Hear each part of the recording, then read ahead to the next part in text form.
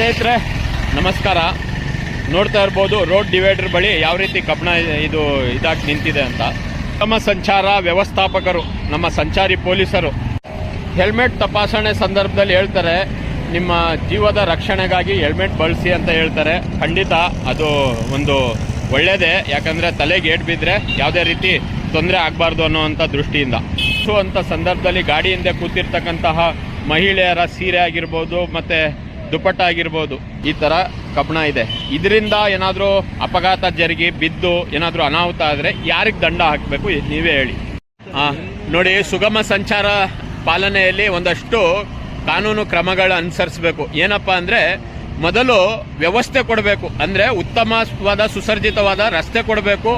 ಇನ್ನೊಂದು ಇನ್ಫಾರ್ಮೇಶನ್, ಮಾಹಿತಿ ಫಲಕಗಳಿರಬೇಕು. ನಂತರ ದಂಡ ಆಗೋಕ್ಕೆ ಅರ್ಹತೆ ಬರುತ್ತೆ.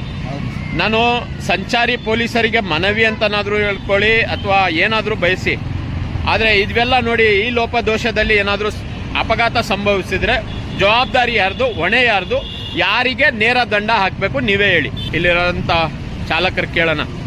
ಸರ್, ಅಲ್ಲಿ ಆ ರೀತಿ ಡಿವೈಡ್ರಲ್ಲಿ ಕಬ್ಬಣಗಳು ಹಂಗೆ ಬಾಚಿ ನಿಂತ್ಕೊಂಡಿದ್ದಾವೆ, ಹೇಳಿ ಸರ್, ತೊಂದರೆ ಆಗಲ್ವಾ? ಅದು ಆಗುತ್ತಲ್ವಾ?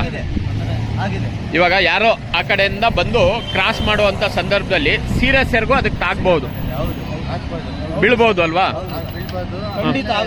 ಆಗುತ್ತೆ. ಆಗಿದೆಯಾ? ಬಿದ್ದಿದೆ. ಊಟಿ ರೋಡು JSS ಕಾಲೇಜ್ ಹತ್ರನೂ ಇದೇ ತರ ಸೇಮ್ ಆ ತರ ಕಬ್ಬಣ ಇದೆ. ನಾನು ಹೇಳೋದಿಷ್ಟೇನೆ, ನಮ್ಮ ತಪ್ಪಿಗೆ, ನಮ್ಮ ಕಾನೂನು ನಿರ್ಲಕ್ಷ್ಯ, ನಾವು ಕಾನೂನು ಪಾಲಿಸದೇ ಇದ್ರೆ ದಂಡ ಹಾಕ್ತಾರೆ. ಅದಕ್ಕೆ ಅವ್ರಿಗೆ ನಾವು ಅಧಿಕಾರ ಕೊಟ್ಟಿದ್ದೀವಿ.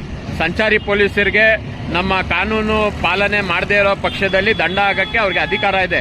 ಅದ್ರ ಜೊತೆಗೆ ನಾವು ಕಟ್ಟಿರೋಂತಹ ಟ್ಯಾಕ್ಸ್, ರೋಡ್ ಟ್ಯಾಕ್ಸ್ ಕಟ್ಟಿರ್ತೀವಿ ಗಾಡಿ ತಗೊಳ್ಬೇಕಾದ್ರೆ ಮುಂಗಡವಾಗಿ, ನಮಗೆ ಸುಸರ್ಜಿತವಾದ ರಸ್ತೆ ಕೊಡಿ ಅಂತ.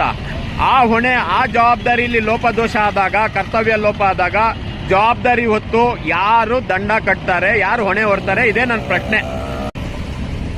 ಏನು ಇಲ್ಲ ಸರ್, ಇಲ್ಲಿ ಮೇನ್ ಆಗಿ ಬೇಕಾಗಿರೋದು ಒಂದು ಅಂಶ. ಮತ್ತೆ ಆ ಕಡೆಯಿಂದನೂ ಓವರ್ ಸ್ಪೀಡ್ ಬರ್ತಾರೆ, ಈ ಕಡೆಯಿಂದನೂ ಓವರ್ ಸ್ಪೀಡ್. ಅಪಘಾತ ತಡೆಗೆ ಏನ್ ನಿಯಮ ಇದೆ ಅದು ಮಾಡ್ಕೊಡಿ. ಎಷ್ಟೋ ಜನ ಆಕ್ಸಿಡೆಂಟ್ ಆಗಿ ಡೆತ್ ಆಗಿದ್ದಾರೆ, ಎಷ್ಟೋ ಜನ ಇಲ್ಲಿ ಇಲ್ಲ ಡೆತ್ ಆಗಿದ್ದಾರೆ. ಮತ್ತೆ ನೋಡಿ ಅಲ್ಲಿ ಎಲ್ಲ ಕಬ್ಬಣ ಕಬ್ಬಣಗಳೆಲ್ಲ ಹಂಗಂಗೆ ಇದೆ, ನೋಡಿ ಅಲ್ಲಿ ಹಂಗಂಗೆ ಬಿಟ್ಟಿದೆ. ಏನಿಲ್ಲ ಸರ್, ಒಂದು ಮನವಿ ಮಾಡ್ಕೊಳ್ಳಿ ಸರ್. 4 ಜನಕ್ಕೆ ಒಂದು ಒಳ್ಳೇದಾಗಬೇಕು ಸರ್, ಓಡಾಡಕ್ಕೆ ಸಂಚಾರಕ್ಕೆ ಸುಗಮವಾಗಿರ್ಬೇಕು. ಹಾಗಾಗಿ ಈ ಕಬ್ಬಣನ ಕಟ್ ಮಾಡಲಿ, ಇಲ್ಲ ಅಂದರೆ ಇದಕ್ಕೆ ಲೆವೆಲ್ ಕಾಂಕ್ರೀಟ್ ತುಂಬಿ ಲೆವೆಲ್ ಮಾಡಲಿ, ಅಷ್ಟೇ ನಮ್ಮ ಒಂದು ಪರಿಹಾರದ ಬೇಡಿಕೆ.